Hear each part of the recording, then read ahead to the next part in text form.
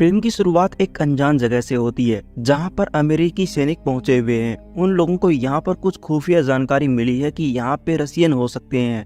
उसी वजह से अमेरिकन सेना यहां पे आई हुई है। लेकिन तभी यहां पर कुछ अनजान चीज आ जाती है और वो अनजान चीज आते ही उन अमेरिकन सोल्जर्स को मार देती है। हम अमेरिकन मिलिट्री का बेस देखते हैं जहाँ पे बहुत सारे सैनिक हैं।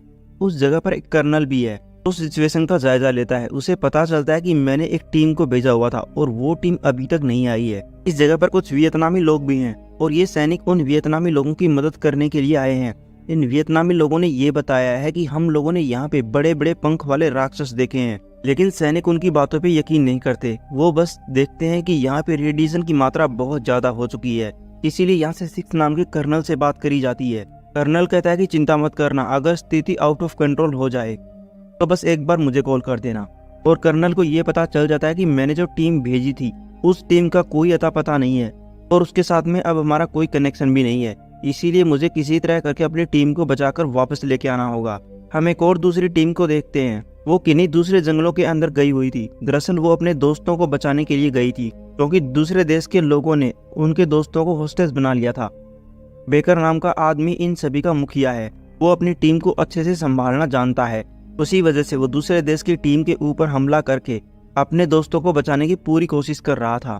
काफी देर तक गोलाबारी चलती है और फाइनली किसी तरह करके दूसरे देश की सेना को मार देता है और अपने लोगों को बचा लेता है। और बेकर अपने लोगों के साथ मिलकर जल्दी से बेस पे पहुंचता है। बेस पर उसे आते ही कर्नल मिलता है। कर्नल बताता है कि एक बहुत बड़ी समस्या आ चुकी है। एक जंगल के अंदर हमारी एक टीम खो चुकी है और हमारा उनसे कोई संपर्क नहीं है। इसीलिए वो बेकर को कहता है कि मैं चाहता हूँ कि तुम अपनी पूरी टीम को तैयार करो और यहाँ से उस जंगल में जाओ। तुम्हें वहाँ किसी के ऊपर कोई हमला नहीं करना, बस तुम्हें पता करना है कि उस टीम के साथ में क्या हुआ था। बेकर की टीम बहुत ज्यादा खतरनाक है। वो खतरनाक मिशन को अंजाम देने में माहिर है। इसीलिए बेकर इस चीज के लिए तैयार था। इनकी टीम के अंदर कुछ धुरंधर सिपाही थे। इनमें इलाई, लोगन, जेराल्ड, लियोन और इबेक्स इस तरह के लोग शामिल थे। जब सुबह होती है तब ये लोग अपने हेलीकॉप्टर को लेते हैं और यहाँ से उन जंगलों की तरफ चले जाते हैं जहाँ पर वो टीम खो गई थी। और देर रात तक इनकी टीम उस जंगल के अंदर पहुंच जाती है। लेकिन हैरानी वाली बात ये होती है कि इस टीम को इस जंगल के बारे में ज्यादा कुछ भी जानकारी नहीं दी गई है। इन्हें तो बस खोई हुई टीम को किसी तरह ढूंढकर लेकर आना था। ये लोग यहाँ पे लैंड करते हैं और इनका हेलीकॉप्टर वापस चला जाता है। ये थोड़े से ही आगे बढ़ते हैं। इन लोगों को यहाँ पे पंजे का निशान नजर आता है जो कि काफी बड़ा था। साथ ही साथ अपने खोए हुए एक साथी का बैग भी नजर आता है। इन्हें पता चल जाता है कि हमें बैग की दिशा में ही आगे बढ़ना होगा। उस वजह से ये सारे लोग धीरे धीरे आगे बढ़ रहे थे। चारों तरफ घोर सन्नाटा था। लेकिन ये लोग थोड़े से ही आगे बढ़ते हैं। चारों तरफ ऐसा लगता है कि कोई घूम रहा है। इसीलिए ये सारे सैनिक डर जाते हैं क्योंकि कोई सामने भी नहीं आ रहा था। लेकिन तभी जो इनका चीफ बेकर है उसे कोई अनजान चीज पकड़कर ले जाती है। चीफ इस चीज से बहुत ज्यादा डर जाता है। लेकिन सारे सैनिक यहीं पर मौजूद थे।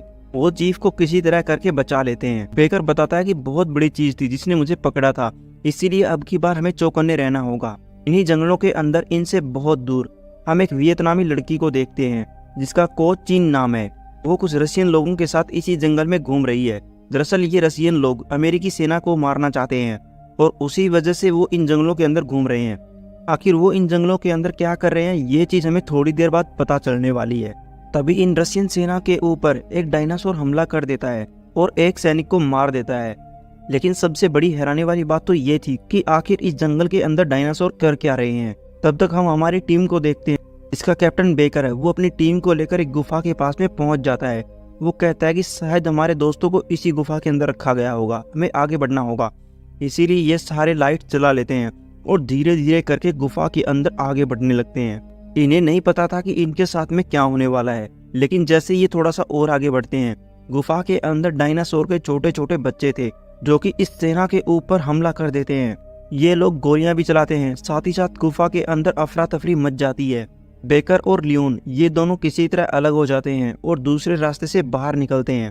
और बेकर की पूरी टीम अब बेकर से अलग हो चुकी थी। लेकिन अच्छी किस्मत के चलते सारे लोग बच गए थे। लेकिन अब सभी लोगों को एक बात तो समझ में आ गई है कि इस जगह के ऊपर कुछ डायनासोर हैं जो कि अनुमान से भी काफी ज्यादा बड़े हैं।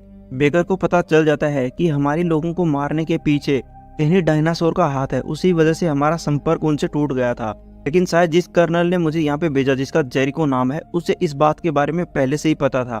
उसी वजह से उसने इस पूरे मिशन को क्लासिफाइड रखा था। जब एक बार मुझे मेरी खोई हुई टीम मिल जाएगी जो अभी अभी इनसे अलग हुए हैं, उन्हें लेने के बाद मैं सीधा जेरिको के पास में ही जाऊंगा और इस बारे में जरूर बात करूंगा। बेकर तब चलते चलते लियोन को लेकर एक ऐसी जगह पे पहुंच जाता है जहाँ पे बहुत ज्यादा बड़ी बड़ी हड्डियां पड़ी हुई थी। साथ ही साथ यहाँ पर एक डायनासोर सोया हुआ था और दोनों के दोनों बहुत ज्यादा डरे हुए भी थे। यहाँ पर जो डायनासोर सोया हुआ था वो जाग जाता है, उसके साथ में छोटे छोटे बच्चे भी थे और डायनासोर के बच्चे बेकर और लियोन इन दोनों के पीछे पड़ जाते हैं। साथ ही ये बड़ा सा डायनासोर अब दोनों सैनिकों को मारने के लिए उतारू था।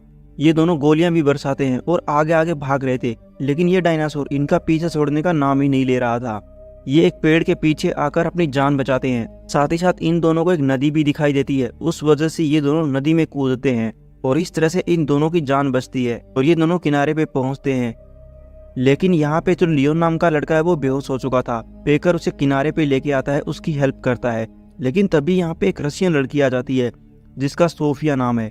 वो इन दोनों की हेल्प करती है। वो कहती है कि मुझे पता है कि ये क्या चीज है, जब तक हम इन डायनासोर को परेशान नहीं करेंगे तब तक ये हमें नहीं खाएंगे या ये हमें नहीं मारेंगे, इसीलिए इनसे दूर रहने में ही हमारा फायदा है। कहता है कि तुम रशियन लग रही हो तो तुम यहाँ पे कर क्या रही हो। वो बताती है कि इसके पीछे बहुत लंबी कहानी है, लेकिन मैं तुम लोगों को सुरक्षित जगह पे ले जा सकती हूँ। अगर तुम दोनों यहीं पर रहे तो तुम दोनों मारे जाओगे। इसीलिए बेकर इस सोफिया के ऊपर यकीन कर लेता है और ये सोफिया इन दोनों को अपने ठिकाने पे लेके आती है। वो बताती है कि पिछले 1 साल से मैं यहीं पे फंसी हुई हूँ, मुझे बाहर निकलने का कोई रास्ता नहीं मिला, मेरे पास में खाने पीने की कुछ भी चीज नहीं है, मैं बस नशे की आदी हो चुकी हूँ और उस वजह से मेरी हालत कमजोर होती जा रही है। बेकर कहता है कि मुझे मेरी दूसरी टीम को बचाना होगा जो कि नदी के उस तरफ है। वो कहती है कि अब उस टीम के पास में जाने का कोई फायदा नहीं है क्योंकि तुम्हारी पूरी की पूरी टीम उन डायनासोर ने मार दी होगी। लेकिन बेकर को यकीन है कि मेरे लोग इतने आसानी से नहीं मरने वाले, मैं उन्हें बचा के रहूंगा। और हम बेकर की दूसरी टीम को देखते हैं जो इनसे अलग हो गई थी। वो लोग भी डायनासोर से बचने की पूरी कोशिश कर रहे थे। उन्हें पता चल जाता है कि इन डायनासोर के अंदर से हम गुजर सकते हैं, बस अगर हम इन्हें नुकसान न पहुंचाएं तो हम भी सुरक्षित रह सकते हैं। इसीलिए ये लोग आगे बढ़ते हैं। इन लोगों को पता चलता है कि हमारे पास में रेडियो भी नहीं है ताकि हम हेलीकॉप्टर को बुला सकें, क्योंकि वो रेडियो लियोन के पास में था। इसीलिए हमें लियोन और बेकर इन दोनों को ढूंढना होगा और यहाँ से निकलना होगा। बेकर के पास में भी वो रशियन औरत अभी भी बैठी हुई है। वो ये बताती है कि एक बोरोडिन नाम का रशियन आदमी है जिसके साथ में मेरे हस्बैंड काम किया करते थे।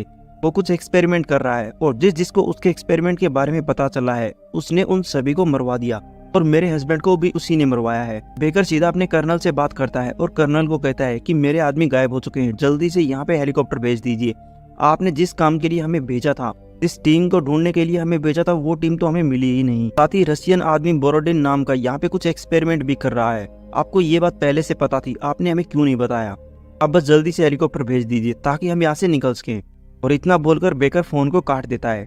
जब सुबह हो जाती है तब वो सोफिया नाम की लड़की, बेकर और लियोन ये तीनों अपने साथियों को ढूंढने के लिए निकल पड़ते हैं। उनके साथ ही एक बहुत बड़े घास के मैदान से गुजर रहे थे। तभी कुछ रशियन लोग वहाँ पे आते हैं जो इन 5 के ऊपर हमला कर देते हैं। रशियन लोगों के साथ में एक वियतनामी लड़की भी मौजूद है जिसका कोचिन नाम है।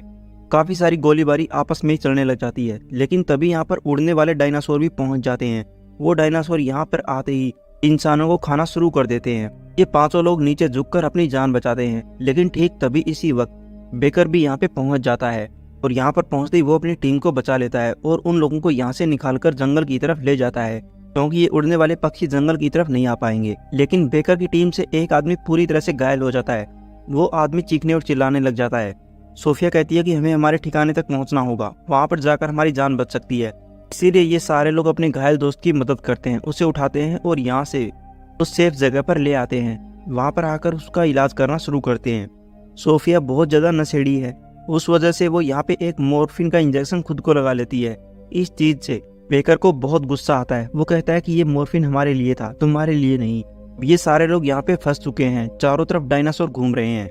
बेकर इस रशियन औरत से पूछता है कि आखिर ये डायनासोर कैसे आ पहुंचे।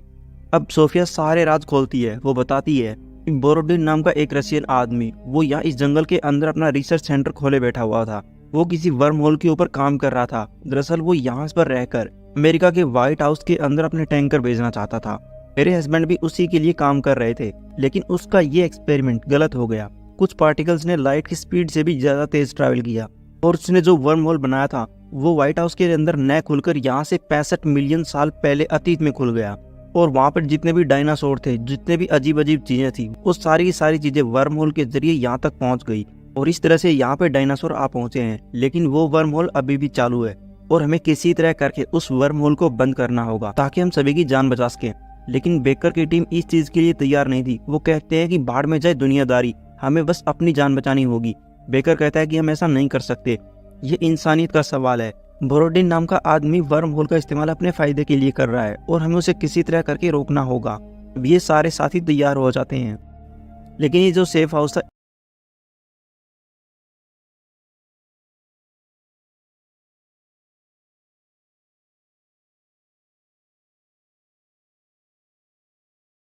इसके चारों तरफ बहुत सारे डायनासोर घूम रहे थे। कुछ डायनासोर तो दरवाजा तोड़कर अंदर भी पहुंच जाते हैं, जो इनके ऊपर हमला कर देते हैं।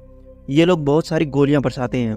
इनका साथी जो घायल था वो कहता है कि तुम सब यहाँ से निकल जाओ और मुझे 2-4 ग्रेनेड दे जाओ, मैं इन डायनासोर को रोकने की पूरी कोशिश करूंगा।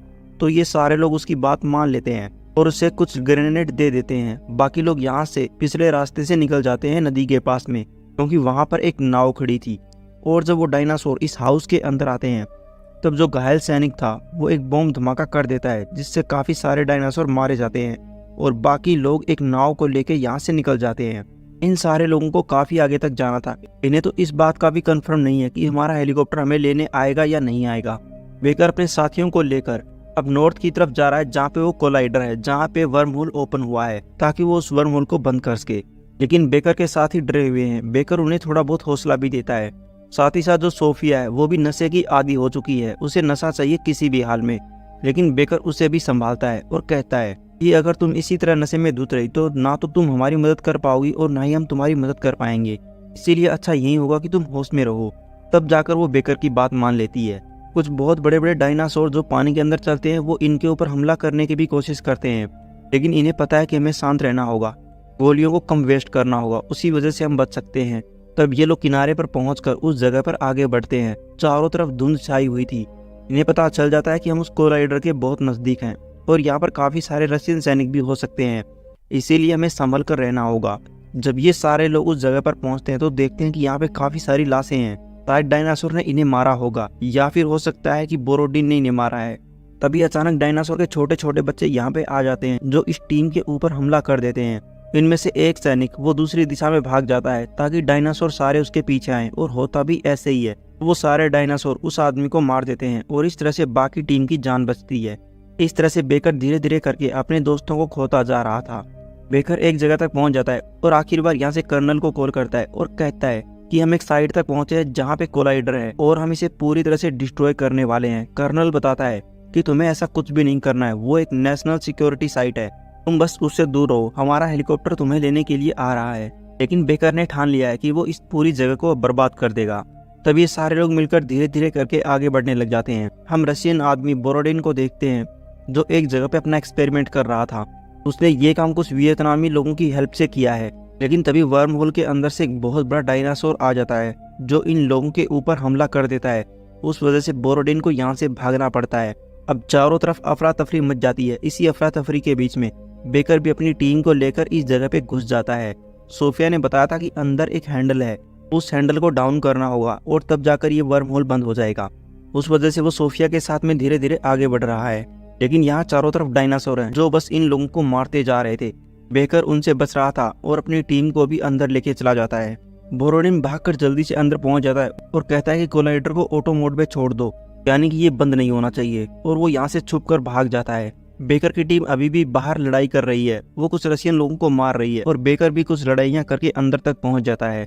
उसके साथ में सोफिया भी है। वो लोग इस कोलाइडर को बंद करने की कोशिश करते हैं। उन्हें पता चलता है कि ये ऑटो मोड पे है, हम इसे बंद नहीं कर सकते। जब ये बात बोरोडिन को पता चलती है तब बोरोडिन भी यहाँ पे आ जाता है। बोरोडिन कहता है कि इसे बंद मत करना, वरना हम सभी के लिए खतरा हो जाएगा। लेकिन बेकर वो कहता है कि तुम्हारी वजह से बहुत सारे निर्दोष लोग मारे गए हैं, उसी वजह से वो उसे गोली मार देते हैं और बोरोडिन वहीं पर गिर पड़ता है। अभी वर्म होल इस तरह से तो बंद होने वाला था नहीं, क्योंकि इसे बंद करने का तरीका केवल और केवल बोरोडिन के पास में था। उसी वजह से वो इस जगह की लाइट्स काट देता है और लाइट कटने के बाद अपने आप ही ये चीज बंद हो जाती है। लेकिन तभी यहाँ पर छोटे छोटे डायनासोर अंदर घुस आते हैं। सोफिया कहती है कि इस जगह से बाहर निकलने का एक दूसरा रास्ता भी है, हमें उस तरफ जाना होगा। इसीलिए इन डायनासोर के ऊपर ये लोग ग्रेनेड वगैरह फेंकते हैं और दूसरे रास्ते से आगे बढ़ने लगते हैं। लेकिन ये डायनासोर इनका पीछा छोड़ ही नहीं रहे थे। उनके सामने जो भी आता ये उसे मार देते। बेकर, सोफिया और लियोन ये दोनों एक रास्ते से आगे बढ़ते हैं। बेकर कहता है कि तुम लोग आगे जाओ, मैं इन डायनासोर का ध्यान भटकाने की पूरी कोशिश करूंगा। उस वजह से वो इन डायनासोर को अपने पीछे आने के लिए बोलता है, तो ये डायनासोर अब बेकर के पीछे जा रहे थे और इस तरह से सोफिया और लियोन इनकी जान बचती है। तब तक यहाँ पे हेलीकॉप्टर भी आ जाते हैं जो कि बेकर के टीम को लेने के लिए आए थे। वो लोग भी देखते हैं कि यहाँ पे बहुत सारे डायनासोर आ चुके हैं। उस वजह से वो सारे लोग मिलकर अब इन डायनासोर के ऊपर गोलियां चलाते हैं। ये डायनासोर अब बहुत ज्यादा मात्रा में थे और कम होने का नाम ही नहीं ले रहे थे और एक एक करके ये डायनासोर एक एक इंसान को खाते जा रहे थे, यानी मारते जा रहे थे। लेकिन जो बेकर है उसके ऊपर भी कुछ डायनासोर हमला कर देते हैं। वो यहाँ पे ग्रेनेड फेंक देता है अपने चारों तरफ और तभी वहाँ पर एक बहुत बड़ा धमाका होता है, यानी कि शायद धमाके के अंदर बेकर भी मारा गया है। सोफिया के साथ में जो टीम लड़ रही थी उन्हें पता चल जाता है कि हम इन डायनासोर का मुकाबला नहीं कर पाएंगे, इसीलिए वो लोग अपने हेलीकॉप्टर को लेते हैं और यहाँ से निकल जाते हैं। जो कर्नल है वो बहुत ज्यादा गुस्से में है। वो कहता है कि उस कोलाइडर को डिस्ट्रॉय करने के बाद ये चीज यहाँ से जाने वाली थी नहीं, इसीलिए मैंने तुम लोगों से कहा था कि उसे डिस्ट्रॉय मत करना। लेकिन अब ये डायनासोर यहाँ इन्हीं लोगों के साथ में रहने लगते हैं और धीरे धीरे करके शहरों की तरफ बढ़ने लग जाते हैं और इसी के साथ में ये मूवी यहीं पर पूरी हो जाती है। आशा करते हैं दोस्तों आपको हमारी एक्सप्लेनेशन पसंद आई होगी। अब मैं आपसे मुलाकात करूंगा नेक्स्ट साइंस फिक्शन मूवी के साथ। अगर मेरी मेहनत भी पसंद आई है तो